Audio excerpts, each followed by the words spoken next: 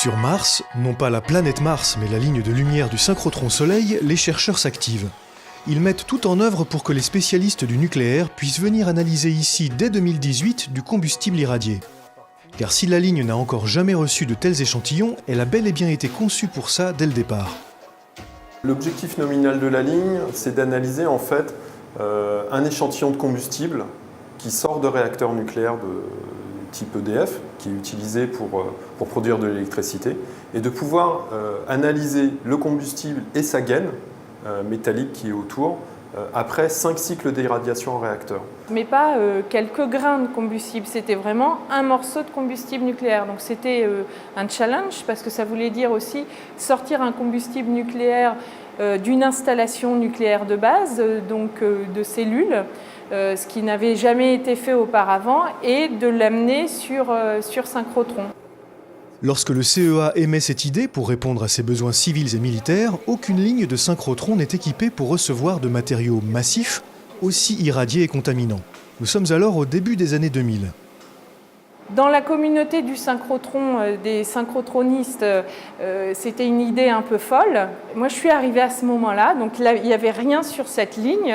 C'était assez magique parce que la feuille était blanche, il y avait tout à créer. Depuis, les équipes du CEA et celles du synchrotron Soleil travaillent de concert pour construire et adapter les équipements de la ligne. Les ingénieurs du CEA ont notamment dû concevoir des blindages sur mesure et une protection biologique mobile pour transporter et insérer le matériau radioactif sur la ligne de lumière sans que les utilisateurs ne soient exposés aux radiations. Non seulement il faut protéger l'opérateur, mais il faut aussi qu'on fasse une expérience de physique intéressante. Et donc tout l'enjeu était d'arriver à faire rentrer dans un volume restreint autant d'instruments différents et de technologies différentes.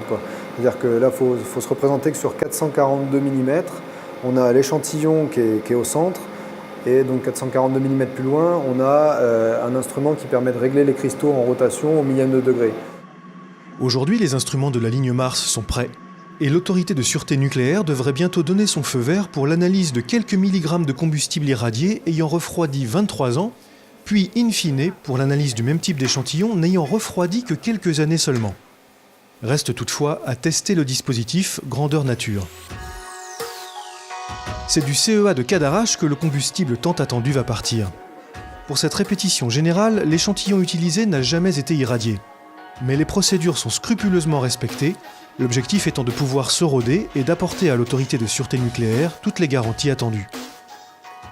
À la fin, l'échantillon doit arriver sur un site qui n'est pas nucléaire, en fait, et qui, pour lequel on doit garantir un risque nul de contamination. Donc ça, c'est vraiment très compliqué pour nous, mais on y arrive, on est en train de prouver qu'on y arrive. Le morceau de combustible témoin, à savoir quelques milligrammes d'oxyde d'uranium représentant un rayon entier de la pastille de combustible, est ainsi emprisonné dans un disque de résine qui va être usiné pour les besoins de l'expérience. Il sera ensuite inséré dans un double dôme de protection, spécialement conçu pour la ligne Mars. Les dômes sont réalisés en beryllium, qui a un double avantage. Un, c'est d'empêcher la dissémination de matière nucléaire en dehors du porte-échantillon. Mais aussi, ce matériau est totalement transparent au rayonnement X. Je suis effectivement très attaché à ces pièces-là, qui sont fragiles, et ça fait quand même 12 ans que je travaille dessus. Le premier dôme dans lequel se trouve l'échantillon est transféré vers un sas de manipulation. Là, il est décontaminé et inséré dans un deuxième dôme, puis dans une protection biologique mobile dont il ne sortira plus jusqu'à son analyse. Cette fois-ci, l'échantillon est prêt. Direction Gif-sur-Yvette vers le synchrotron Soleil.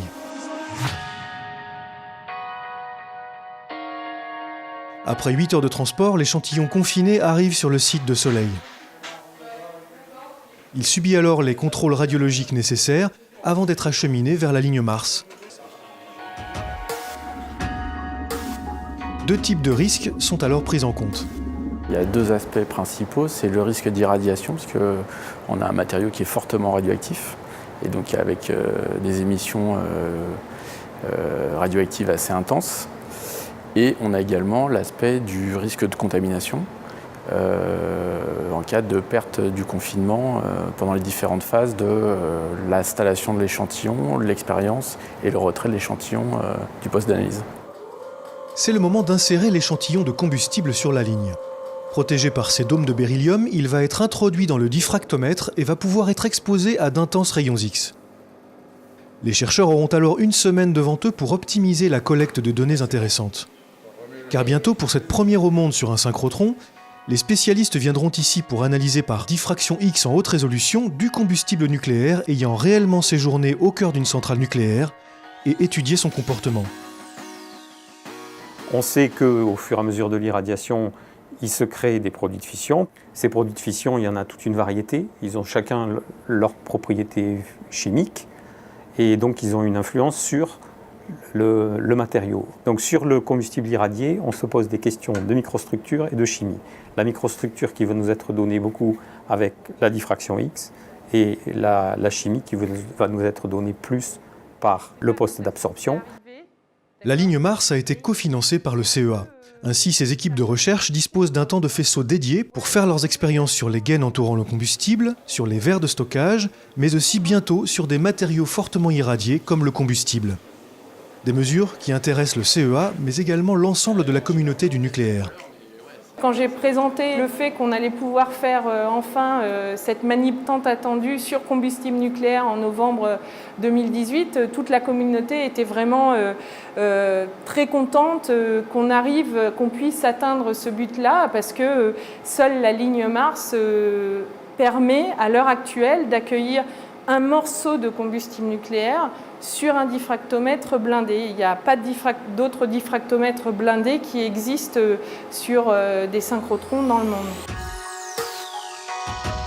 La ligne est prête. On a accès à une ligne qui a été conçue pour pouvoir prendre un matériau radioactif. Allons-y.